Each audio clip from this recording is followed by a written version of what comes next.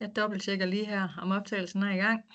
Det er den. Godt. Jamen, jeg springer over til præsentationen. I må gerne slå jeres mikrofoner fra, sådan at vi ikke bliver forstyrret, hvis der kommer nogen ind i receptionen, eller hvor I nu sidder henne.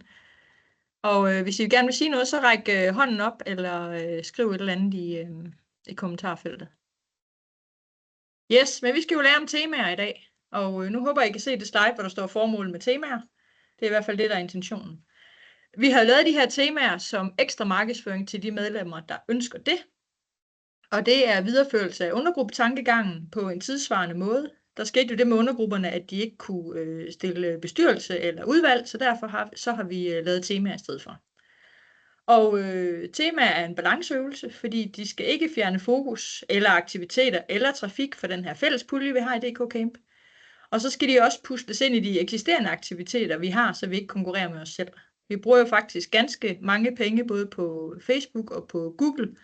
Og for at vi lige finder nogle huller i den kampagnekalender, sådan at vi ikke har 2 budskaber kørende samtidig, så kræver det lige lidt Excel-arbejde. Men det kan godt lade sig gøre at få nogle temaer sparket i gang. En tredje ting, der har været vigtigt i forhold til temaer, det er, at det er nogle skarpe koncepter. Og hvad mener vi med det? Der mener vi, at det skal være nogle kriterier, som er til at forholde sig til, og meget nemme at overskue, ligegyldigt om det er medlemmer eller om det er gæster.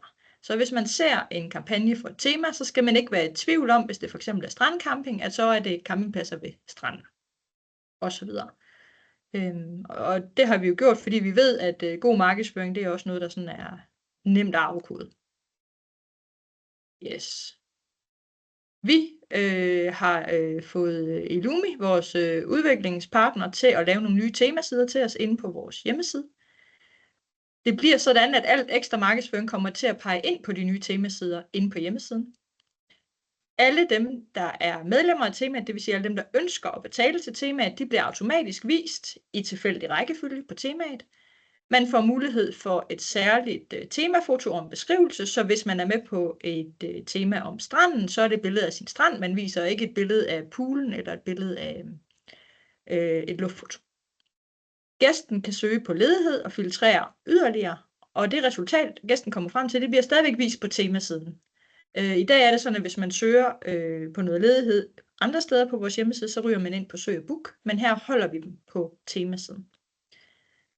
Længere nede på siden, der vil vi også vise andre relevante pladser for temaet. Så hvis det er et tema for små pladser, så vil der være nogen, der har betalt til temaet, og nogen, der ikke har ønsket at betale. Hvis gæsten siger, se flere små pladser, så vil de andre også komme frem, men først i det øjeblik, hvor gæsten ønsker at udvide sit søgeresultat. Og så vil der allernederst på temasiderne være et link til alle øvrige medlemmer, som kan klikkes frem, så der stadigvæk er en masse mulighed for trafik til dem også. Og i det hele taget vil temasiderne ligge inde på vores nuværende hjemmeside og bookingportal, så vi får endnu mere trafik derind, fordi det løfter os jo højere op på Google. Jeg ser lige, om jeg kan klikke på linket her, og så lave en kort demo af temasiderne. Vi har nemlig sat muligheden live i mandags. Det her er stadigvæk for vores testmiljø, for vi har ikke nået at lave den endnu. I kan ikke se siden, så deler jeg lige på en anden måde her. Det er fordi, jeg deler min præsentation, og nu skal jeg jo lige dele min skærm i stedet for. Så der går lige et øjeblik, så springer jeg derover. Helt skærm. Sådan, og så hopper jeg lige ind på hjemmesiden. Så kan I se den. Yes. Det bliver sådan, at på en temaside, nu har vi lavet en tysk temaside her for campingpladser ved stranden. Vi kommer til at få oven og skrive kort til folk, hvad temaet handler om. Så kommer man til her ret kort og se alle campingpladser med maks 500 meter til badestranden. Her har vi udvalgt nogle tilfældige pladser. Det er bare som en demomodel. Det er ikke nogen, der har købt sig ind på temaet. Det er heller ikke nødvendigvis nogen, der kun har 500 meter til stranden. Det er bare for, at I kan se, hvordan det virker. Her kan I se, at der er hentet et par pladser ind med deres eksisterende tekster og eksisterende billeder inden fra deres landingsside. Her kan I se, at for eksempel Valsund Camping, her har vi vist et kampagnefoto. Vi har også lavet en speciel kampagnetekst, som endda er på tysk, fordi det her er tiltænkt til tysk. Og så kommer knapperne selvfølgelig også til at være tyske. Så ligegyldigt om man vælger at køre med det, der allerede ligger på ens profilside, eller om man gerne vil tilpasse det præcis til temaet, så er muligheden her. Hvis jeg bladrer længere ned, kan I se, at der også kommer nogle andre hernede. Så her kan man simpelthen, hvis man er med i strandtemaet, eller en af de andre temaer, fremhæve lige præcis, hvad det er, man kan med den her strand, som folk de nu har købt ind på. Nu kan I se, at jeg er i bund på temaet, så nu kommer der noget her, hvor der, hvis jeg lige skal hurtigt oversætte det, se andre campingpladser, som ligger tæt på havet. Hvis jeg så trykker på den grønne knap, der sidder her, se flere pladser, så kommer alle andre campingpladser frem, som ligger ved en badestrand. Ikke nødvendigvis 500 meter fra, men alle andre campingpladser. Og hvis jeg nu bladrede helt ned i bunden, det gør jeg ikke, men hvis jeg gjorde, så vil jeg komme ned til en mulighed for at se alle andre DK-Camp campingpladser. I højre side har jeg den her filtreringsmulighed, som I kender fra de andre sider. Her kan I se, at der er nogle områder, der er låst. Det er ikke fordi, at temaet omkring strand kun kommer til at omhandle Nordjylland og Sjælland og øerne, men det er for at vise jer, at jeg har en mulighed for at låse filtrene herinde, sådan at når folk ryger ind på et tema, så kan de ikke begynde at vælge noget andet og søge alle mulige andre alternativer. Når de er inde på temaet, så søger de i temaet. Så de kan godt gøre søgningen smallere, for eksempel at sige, at vi vil også gerne have en plads, der har pool eller elladestander eller luksushytter. Men man kan ikke sige, at vi vil også se nogen, der ikke har en badestrand. Så skal man gøre det på en anden måde. Hvis jeg går ind her og vælger en periode, og det er her lige om lidt, så kommer der priser frem. Og de kommer også frem i toppen. Nu er jeg i en demomodel, så derfor er den lige lidt langsom. Men her kan I se, her kommer nogle priser frem igen på dem, som har været inde og betale til temaet, så dem med priserne bliver vist først. Havde man foldet de andre ud, som jeg havde hernede, se de andre campingpladser tæt på stranden, så kommer deres priser også frem. Yes, så det var lige en demo af temasiderne. Hvis I kigger på den her testside, jeg har, så kan I se, at jeg oppe i min topmenu har et punkt, der hedder temaer 2025. Den kommer ikke til at ligge heroppe, den kommer til at ligge et andet sted. Så temaerne er nogen, der bliver markedsført, og folk finder hen til via den eksterne markedsføring, vi laver. Det bliver ikke sådan et fast menupunkt inde på hjemmesiden. Godt. Jeg stopper lige min deling her, så springer jeg lige over igen og deler min præsentation. Den var der.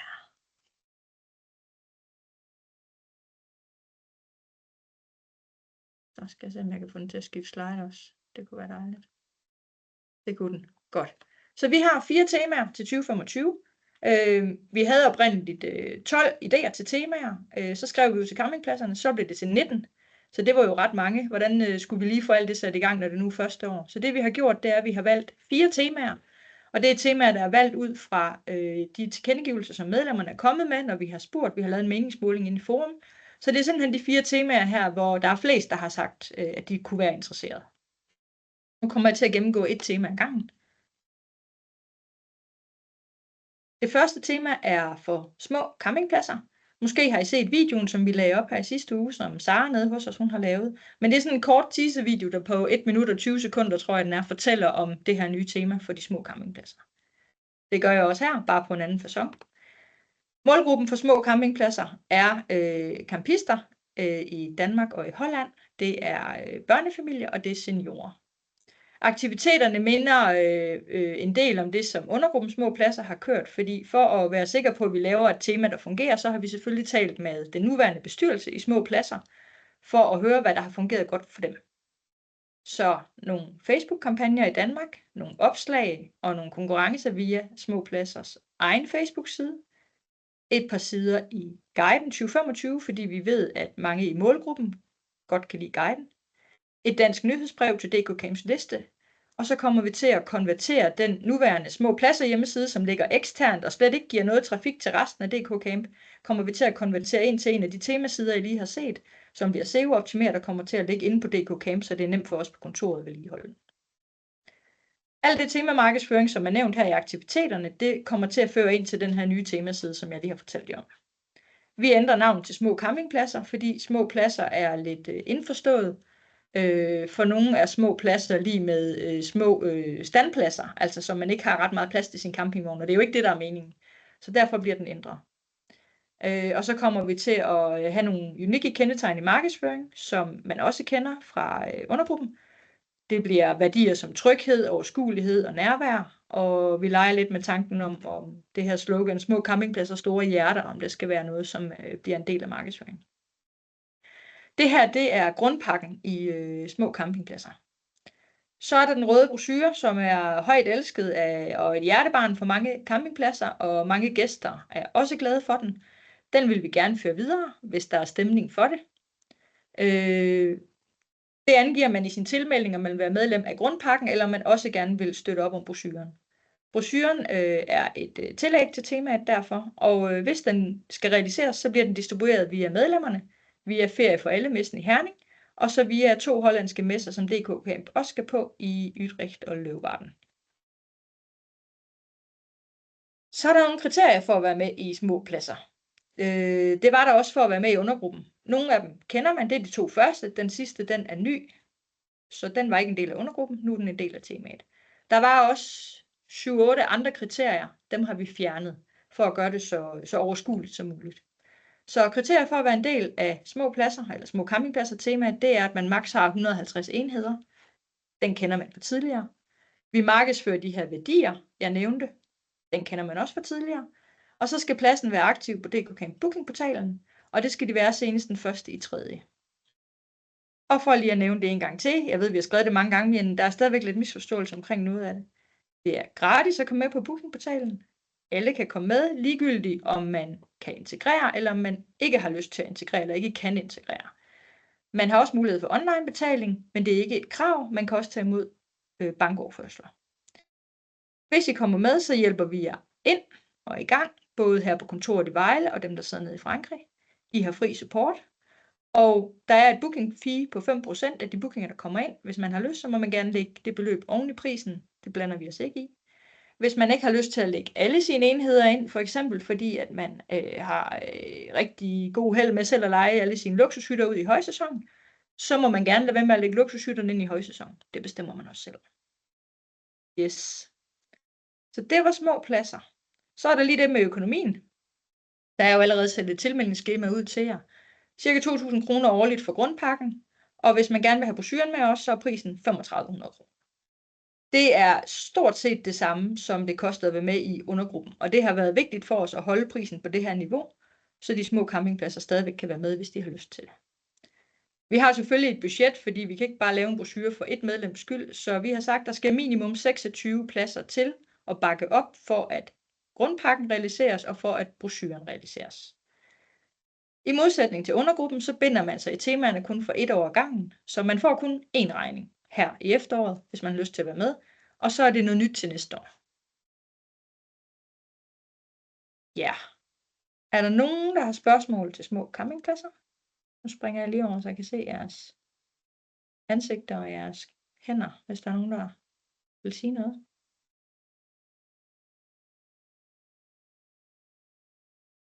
Det lader ikke til at være tilfældet. Så springer vi videre. Godt. Det næste tema. Der var en, der rakte hånden op, så skruer jeg lige tilbage her. Langå Camping. Værsgo. Du skal lige tænde mikrofonen. Ja, jeg skulle lige finde den rigtige knap. Ja. Kan I høre mig? Ja. Yes. Jamen, det jeg ikke helt forstår, det er...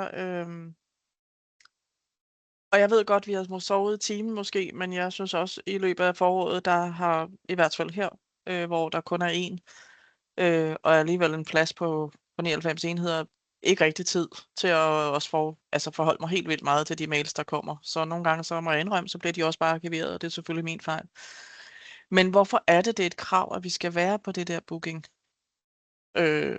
for at være med i små pladser? Vi er jo netop små pladser, og har jo ikke, jeg har jo ikke nogen ansatte. Jeg har ikke tid til at forholde mig til 2 systemer. Det kan jeg i hvert fald ikke lige umiddelbart overskue. Hvad er det for et system, du har? Jeg har bare et regneark, og så har jeg min hjemmeside, hvor folk kan lave en forespørgsel.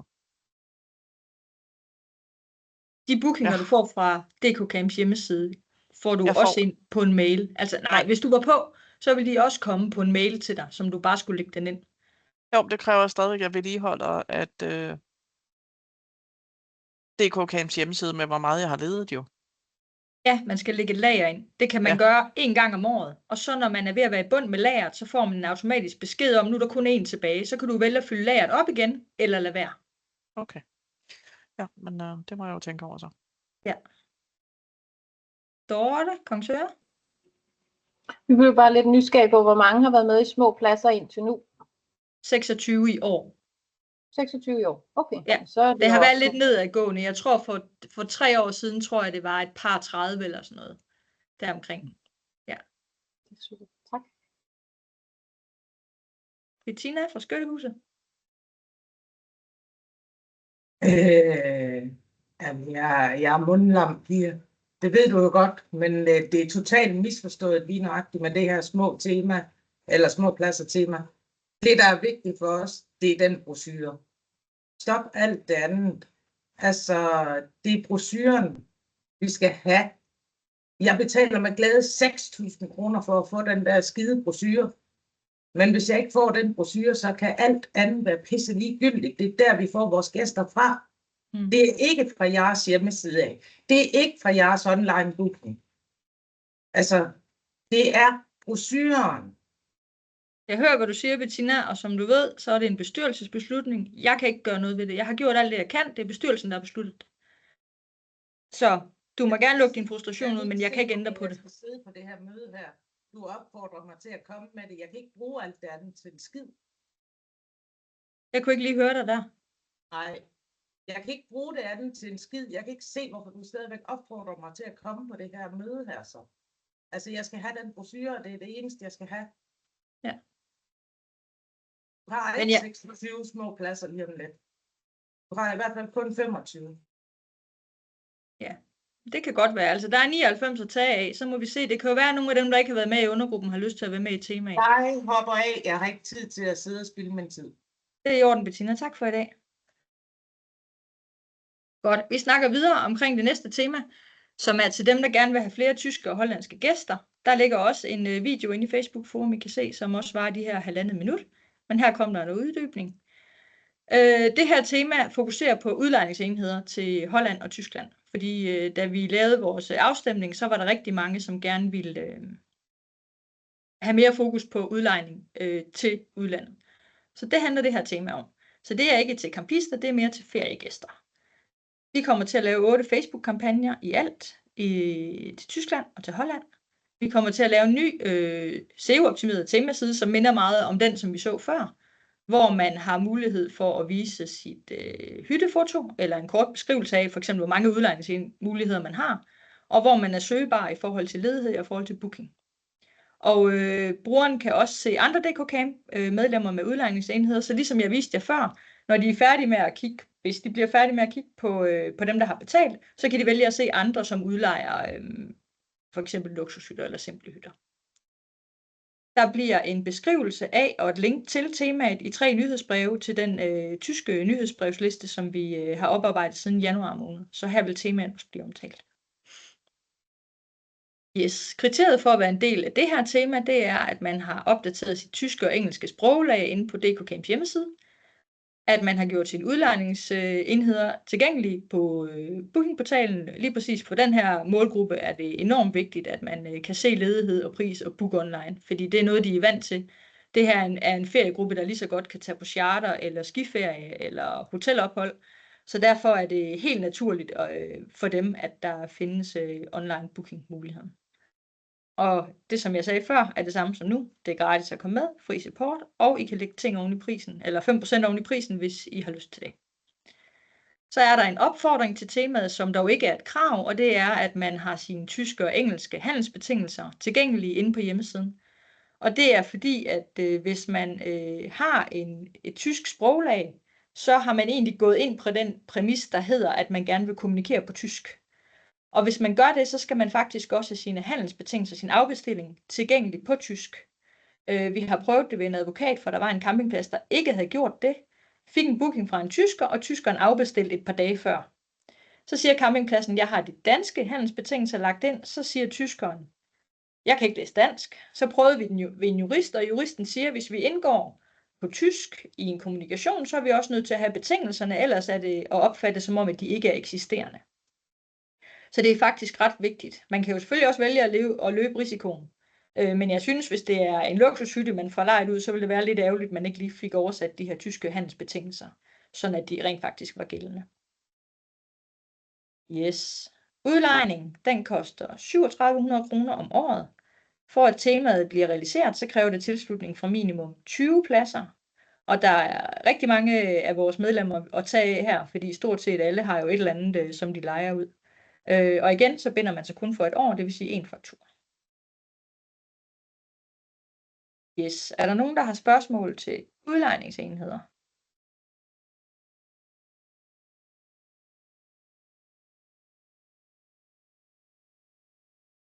Det ser ikke ud til at være tilfældet. Godt. Så har vi temaet for campingpladser ved stranden. Her ligger sjovt nok også en kort video, I kan se inde på Facebook-forum. Campingpladser ved stranden er et tema, som er målrettet tyskere, der gerne vil bo på en dansk campingplads lige ved stranden.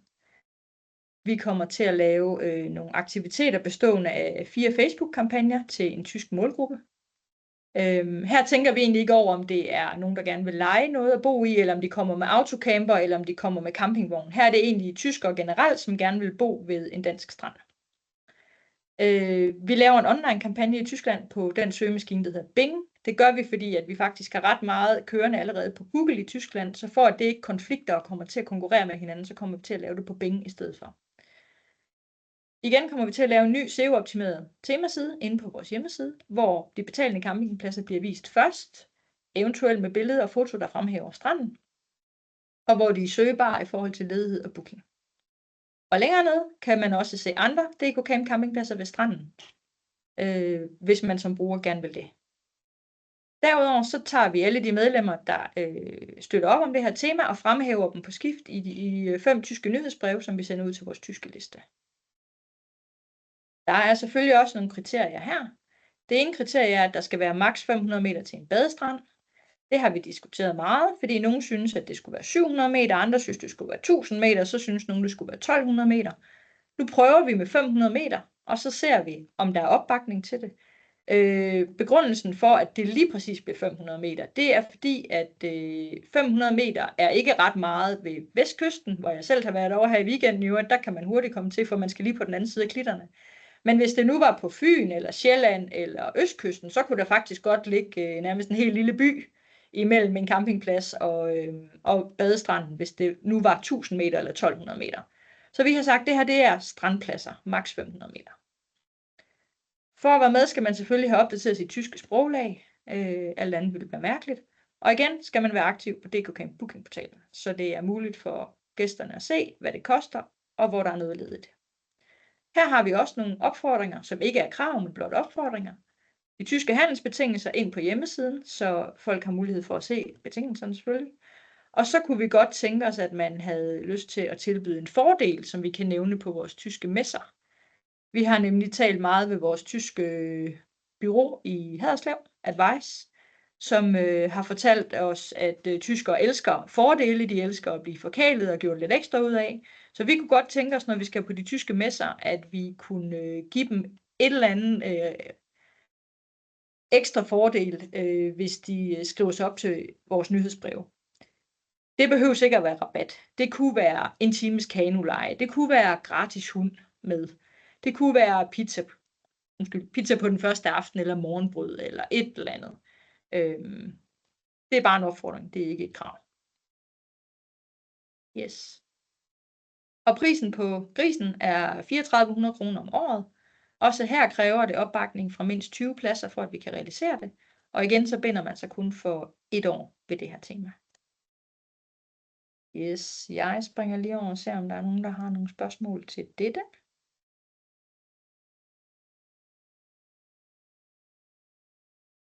Det lader ikke til at være tilfældet. Så finder vi lige rosinen i pølseenden her. Det er for campingpladsen med vinteråben, så det er et vintertema. Der var en. Ja, Thyborøn, værsgo. Vi skal lige have lyd på.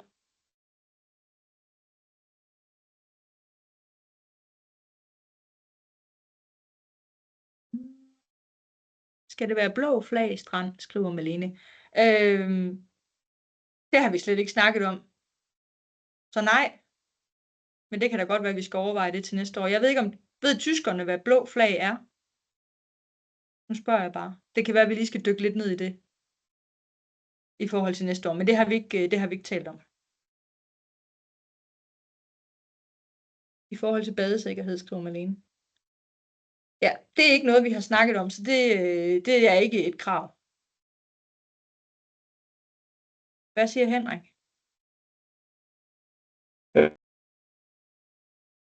Altså i vores kommune, der har man fjernet de blå flag, fordi der er rigtig mange omkostninger i forbindelse med det blå flag, og det viser sig åbenbart, at det nok er en tendens til, at flere kommer af med det blå flag, fordi det skræmmer også nogle tyskere. Og i vores kommune har man så indført det hvide badeflag, som også hvor der blandt andet må være hunde. Så derfor i vores kommune har man valgt at fjerne, men det er noget med, det kostede 33.000 kroner per flag, og vi havde 7 flag her i kommunen. Så de har fjernet dem, og så taget det hvide badeflag ind i stedet for. Okay. I forhold til afstand, Malene, så er det ikke vigtigt, hvad afstanden er til jeres livreddertårn, men til stranden. Så hvis I har 300 meter til stranden, så er I også en del af temaet. I Vejle er der rigtig mange badestrande. Nu er det bare lige det sted, jeg kender bedst, og vi har ingen livreddertårn nogen steder. Yes. Godt. Er der flere spørgsmål i forhold til det tema? Nej. Også lige fra den ene ende af skalaen, var fra strand til vinter. Godt. Men campingpladser med vinteråben, det er et light tema. Så her har vi ikke nogen særlig temaside, i hvert fald ikke i år. Vi har heller ikke lige så mange krav om lige så mange, der deltager for, at det bliver realiseret. Så det er det, vi kalder et light tema i alle henseender. Målgruppen er danske turistcampister. Aktiviteterne er 2 Facebook-kampagner, hvor man som plads skal købe et spot, det vil sige et billede med sit navn, og direkte link ind til sin profilside. Billedet og navnet bliver vist i Facebook-kampagnen. Sådan en plads kan man købe. Der er maks 8 pladser. Man kan også købe et spot i en af vores nyhedsbreve, som vi kommer til at sende ud i Danmark her i løbet af efteråret i forhold til vintercamping. Der er kun 6 pladser, for at det ikke bliver sådan en reklamesøjle, men så vi kan fremhæve nogen, der også får god opmærksomhed. Og som jeg nævnte, får vinter ikke en temaside, men det vi gør, det er, at den nuværende landingsside, vi allerede har, som handler om vintercamping, den SEO-optimerer vi, så vi får et boost. Yes. Kriteriet for at være en del af det her tema, det er, at man har vinteråbent for turister. Man skal give adgang til pladsen uden tilmelding, men man behøver ikke at sidde og glane ud i receptionen hele vinteren. Man må gerne have en selv-check-in, eller man må gerne have en nøgleboks, eller man må gerne have sat et telefonnummer på, så folk kan ringe. Men det, der sådan er afgørende, det er, at hvis man kommer til en af dem, der er med i temaet, så skal man kunne komme ind og sove samme dag. Så hvis man siger, at du kan først komme ind om 14 dage, så kan man ikke være med i det her tema. Der har været et par pladser, som har spurgt til kriterierne for vintercamping i temaet, om det er de samme som de kriterier, der er for de krydser, man har sat i guide-tilmeldingen. Og det er 2 vidt forskellige ting, så det skal man ikke blande sammen. Det er helt særskilt. Og igen, pladsen skal være aktiv på DKCamp Bookingportalen til marts for at være med i vintertemaet. Yes. En opfordring, men ikke et krav, det er, at man et eller andet sted på sin profilside, det kunne være på alle 3 sprog, men i hvert fald minimum på dansk, skriver, hvis der er begrænsede faciliteter eller aktiviteter i vinterhalvåret. Det er jo en god idé, uanset om man er med i temaet eller ej, at folk sådan ligesom får en forventningsafstemning, hvis man kommer frem, så er poolen lukket, eller ikke opvarmet, eller butikken er ikke åben, eller hoppepuden er flad i vinterhalvåret, eller hvordan det kan være. Det er altid en god idé at få forventningsafstemt. Yes, vintercamping koster 1.500 kroner, hvis man vil have et Facebook-spot, 1.000 kroner, hvis man vil have et spot i en nyhedsbrev. Man kan købe begge dele eller en af dem. Her er der selvsagt begrænsede pladser. Vi har allerede solgt nogle af dem, men der er også stadigvæk nogle ledige i begge kategorier. Her binder man så også kun for et år. Man bliver fremhævet inde på vinterlandingssiden i den periode, hvor Facebook-spot eller nyhedsbrev kører. Så der vil være sådan en sammenhæng mellem noget, man har set og noget, man klikker på, så kommer man også frem op for oven i den periode, hvor linket er aktivt. Yes. Er der nogle spørgsmål til vintercamping? Langå, værsgo. Hvor mange sender I nyhedsbrev ud til? Har I ved du nogen om det? Ja, det er omkring 16.000 i Danmark. Okay, tak. Den går sådan lidt op og ned, fordi når vi kører julekalender, så får vi typisk en 1.500 nye sign-ups. Så kører vi lead-kampagner imellem jul og nytår, og igen i februar, der får vi også ret mange nye ind, og så er der nogen, der falder fra sådan i løbet af sommeren, og så starter vi forfra igen. Vi har også sat et automatisk flow ind i vores nyhedsbreve, sådan at vi smider de inaktive ud. Det har vi ikke gjort det sidste par år, men det er vi begyndt på, og det var simpelthen fordi, at vi havde fået så mange sign-ups, så vi skulle til at købe en større licens. Og da vi så var inde og kigge i statistikken, så kunne vi se, at der var 4.000, som faktisk ikke læste vores nyhedsbrev. Så dem har vi altså smidt ud, og det giver en noget højere åbningsrate. Så lige nu er det lige omkring 16.000. Okay. Yes.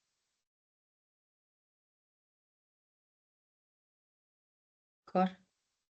Jeg tager mit afsluttende slide, så kan I stadigvæk nå at stille spørgsmål bagefter. Tilmeldingen sker senest 16. september. Nu står der her, det kan I jo selvfølgelig ikke bruge til noget med skærmen her, men jeg skal nok sende jer præsentationen efterfølgende. Og ellers så ligger tilmeldingsskemaet, det er sendt ud på mail i mandags kl. 9 fra DK Camp infomailen. Det ligger også tilgængeligt inde i Facebook-forum, og jeg sender det også til jer for en sikkerheds skyld. Vi realiserer kun temaerne, hvis der er opbakning.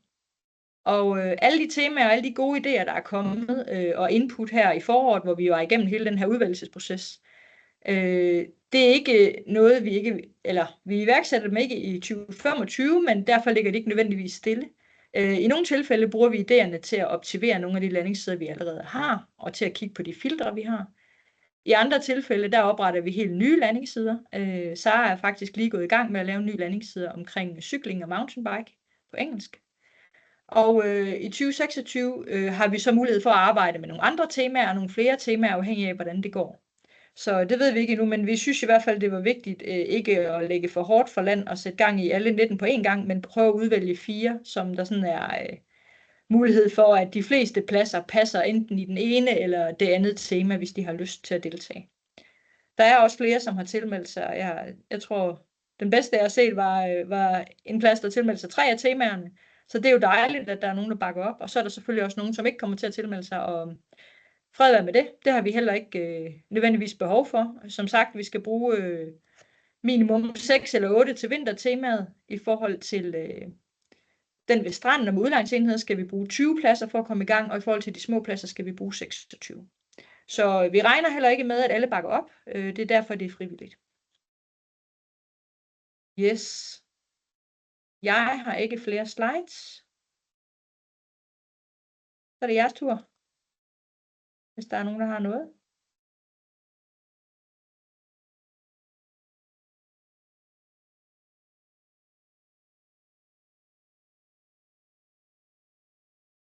Det ser ikke sådan ud.